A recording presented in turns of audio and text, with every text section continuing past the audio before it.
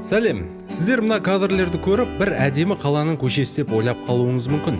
Алайда жоқ, бұл қарапайым бар болғаны 2200 адам саны бар ауыл. Және де бүгін біз осы ауылға аттанамыз. Сәлем достар, сіздермен бірге АВ Адикус. Жаңа айтып кеткендей, біз Нағилясов деген кереметтей оазис ауылына барайық деп жатырмыз. Сіздерге бір жаңалық етейін достар, мен жаңадан ұялы телефон сатып алдым. Ұялы телефонның аты Huawei P30 Pro. Құттықтап қойсаңыздар болады. Және де бүгінгі роликті біз осы ұялы телефон арқылы біршама кадрлерін түсіретін боламыз. Ал ендеше кеттік. Ең бірінші біз көлігімізбен Қызылорда Ақтөбе трассасына шығып, батысқа қарай жол тарттық. Нағилясов ауылы Қызылорда қаласынан 40 шақырым жерде. Небәрі 25 минуттан соң біз Нағилясов ауылына келіп жеттік. Ауылға кіреберістен бұл жақтың халқы тазалыққа жақын екенін байқайсың. Көріп тұрғандай, әрбір көшенің бойларында түстелген шарбақтар бәрі ұқыпты орналасқан. Достар, мен шыны керек таңғалудамын.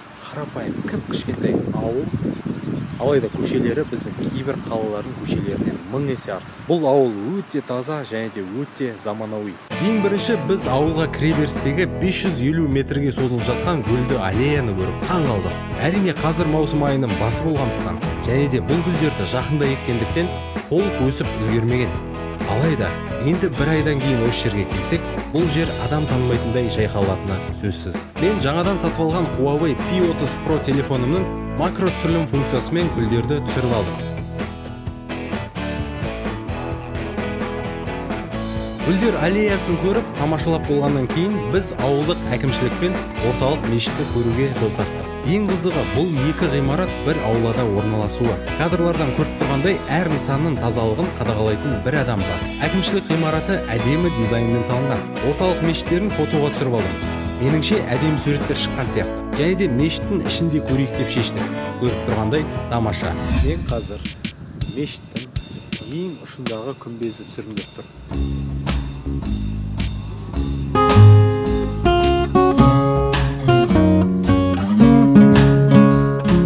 Тұрғындары өте еңбекқор. Көбі диханшы, яғни жаз бойы күріш егіп, күзде орып алады. Мал шаруашылығымен айналысатын адамдар да аз емес.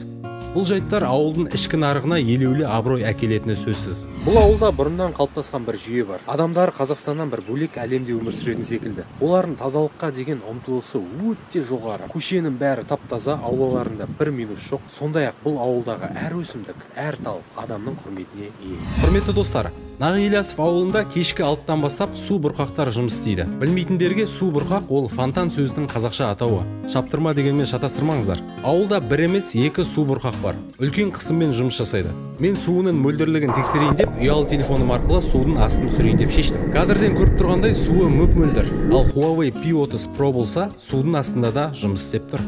Ауыл енді керемет. Барлық облыстағы ауылдар осындай болса екен деймін. Негізі мен ойлаймын, айналып келгенде өміріміздің қандай болуы және де тұрғылықты мекеніміздің қандай болуы ол тек қана өзімізге байланысты. Оған дәлел мінекей Нағилясов ауылы. Нағилясов ауылында өзінің мұражайы, сауда орталығы, футбол алаңы, мәдениет үйі, көшелерінде LED экран, сондай-ақ өзінің мейрамханалары мен супермаркеттері бар. Айтпақшы, осы видеоны түсіру барысында біз осы ауылдың тазалық сақшыларын көріп, ол кісілерден кішігірім сұхбат алайық деп шештік. Сіздің есіміңіз кім? Фируза. Фируза апа, жалпы осы Нағилясов ауылы неге ерекше? Нағилясов негізі шаруашылық, сосын осындай көгелден тұру, гүлден тұру, міне фонтандар бар. Бұндай ауыл негізі не только Қызылорда, басқа областарда да жоқ шығар. Мен сөйтіп ойлаймын. Келсем, иә. Біз осы гүлдерді, осы компанияда теплица бар. Теплицада өзіміз Батыр Рахманбердиев деген нейім бар. Мен қасымда ол кісі деген жоқ. Сол кісімен екеуміз қолымызда жұмысшылар болады. Өзіміз тұқыммен шетелден бастық әкеп береді. Абзал ағай, Абзал Ералиев бастығымыз. Шетелден әкеп береді тұқымдарды Чехиядан. Сол гүлдерді өзіміз теплицада тұқыммен егіп, пересадка жасап, сосын осы жерге әкеліп қондырамыз. Сосын сол гүлдерді күзге дейін осы бір 20 шақты адам сол гүлдерге қарайды. Бірыңғай гүлге қарайды. Өте керемет. Бір өн еркек, өн әйел сөйтіп бірыңғай сол гүлге қараймыз.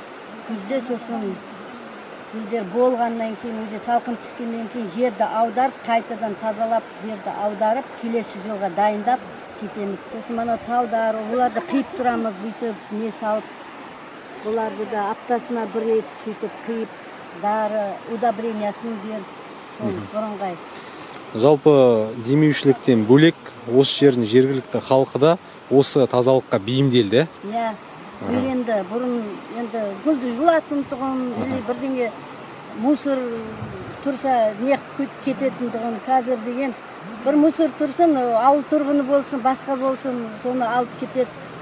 Байқадық, бірде бір қоқыс жатқан жоқ. Бүткіл осы ауылдың ішіне тал екіп бары жам жасыл болып, бұрын тал аз болған, қазір тал да көбейді.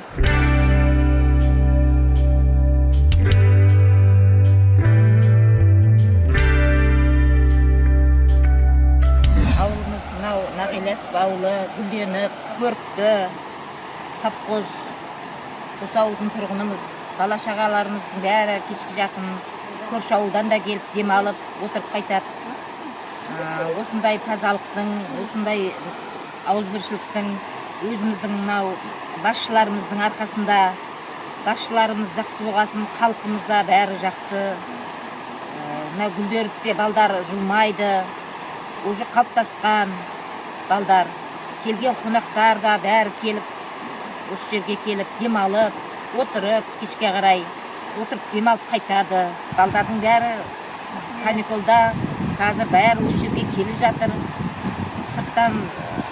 Сырттан, даладан бәрі келеді осы жерге. Түні қайсы екен, күндіз қайсы екен білмейміз ауылымыздың. Уже халық та үйренген тазалыққа. Осындай ауылымыз бар болғанына қуанамыз. Өсіп өніп, осы елде өсіп өндім өзім. Халқымыз да басшылардың арқасы бәрі жақсы. Уақытылы айлығымызды береді.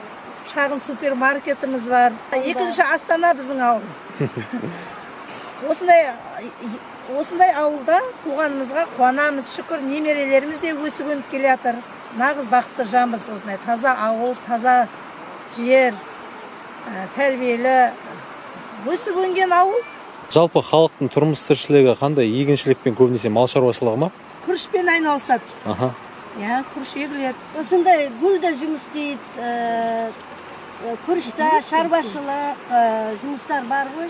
Міне ресторанымыз бар, поликлиника қасында бар негізі ауылда. Байқадық, спорт кешендеріңіз бар екен. Спорт кешені бар, анау жерде арт жағында үлкен стадионымыз бар. Музей бар даже ана жерде, музейді де көрсеңдер болады, музейге де. Бір мектеп қой, ауылда? Бір мектеп, үлкен мектеп, бір ол. Бұл жақында салынды ма мектеп? Бір 10 жыл көлемінде ма? Нағиласов ауылы аудан орталығына айналса қуанар ма едіңіздер? Енді әрине қуанады ғой. Терезек бұндай емес, по идее, негізі.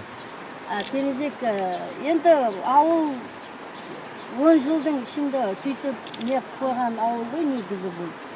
Бір жылда, 2 жылда болмайды ғой, ол гүлдер, талда, например, олар деген 5-6 жыл керек. Жер болуына где-то 3 жыл, 4 жыл керек. Одан қалды халықтың бейімделуі бар. Жылда 200 мың, 150 мың гүл егеміз, өзімізше. Теплицаларыңыз сонда Қызылорда жақтан ба, или осы жерде ма? Қызылордада компанияда. Абзалика компаниясы бар емес па? Соны ішінде февралдан бастап уже біз жұмыс істейміз сол жерде. Соны екіп, шығарып, гүлден тұрып, уже әкеліп, сосын қондырамыз мына жерге.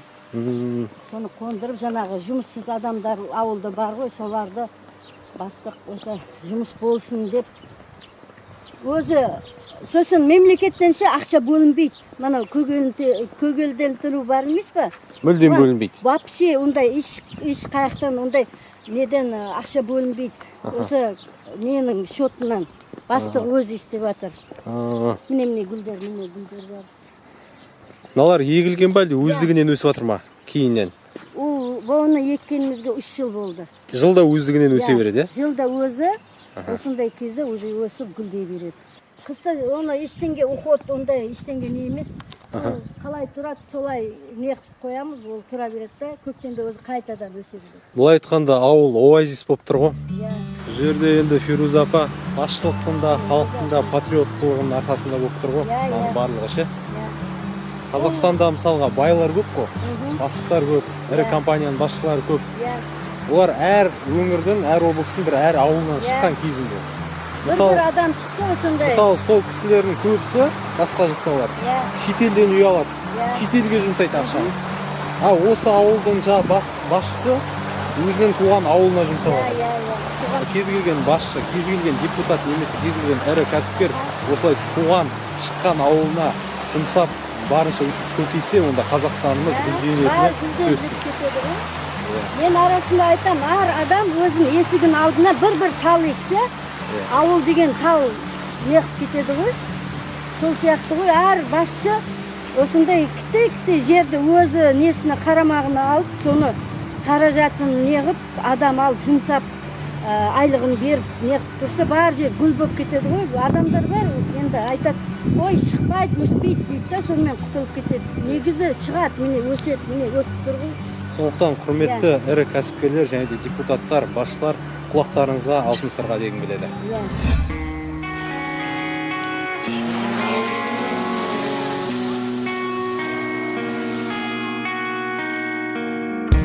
Апаларымызбен біраз уақыт жүздесіп сөйлескеннен кейін біз бұл ауыл жайлы бір нәрсені түсіндік.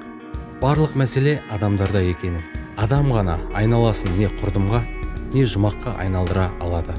Ал бұл ауылдың адамдары жоқты бар қылуда. Және де өзінің ауылына деген патриоттық сезімдері өте жоғары деңгейде. Біз кереметтей сезіммен қаламызға қайттық. Құрметті достар, мінекей біз Нағилясов ауылынан өзіміздің Қызылорда қаламызға келіп жеттік. Енді о жақта түнге дейін боламадық, себебі уақыт тығыз болды.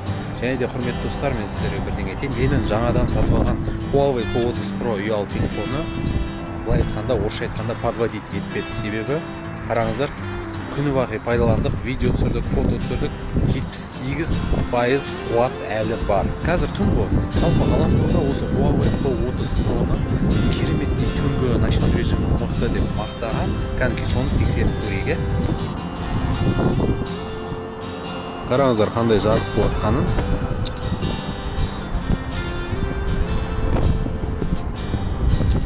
Северное сияние сияқты.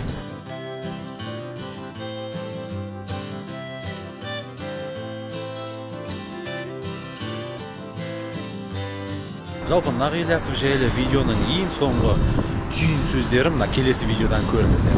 Сөз соңында мен еліміздің әр ауылынан шыққан басшыларға, депутаттарға және де ірі кәсіпкерлерге келесі нәрселерді айтқым келіп тұр. Осы ауылдың тұрғындары өздерінің демеуші жерлестеріне дән риза. Қаншама ауыл тұрғындарының алғысын алып, оларға бақыт сыйлап отыр. Неге сіздерде осылай жасамасқа? Осыны бір эстафета деп қабыл алып, ары қарай Астана мен Алматыдан қос-қос пәтер алғанша, одан да ауылдарыңызға бір мәдениет үйін немесе керемет мектеп салып берсеңіздер. Егер де әрбір басшы, әрбір депутат, кәсіпкер өзінің ауылына осылай көмек көрсетсе, біздің Қазақстан 2-3 жылда үлкен белеске жететіні сөзсіз. Қаншама адамның алғысын алып, қаншама ата-әжелеріміздің батасын аласыздар. Сондай-ақ өзіңіздің ауылыңыз үшін мәңгілікке тарихта қаласыздар. Бақыт деген осы емес пе?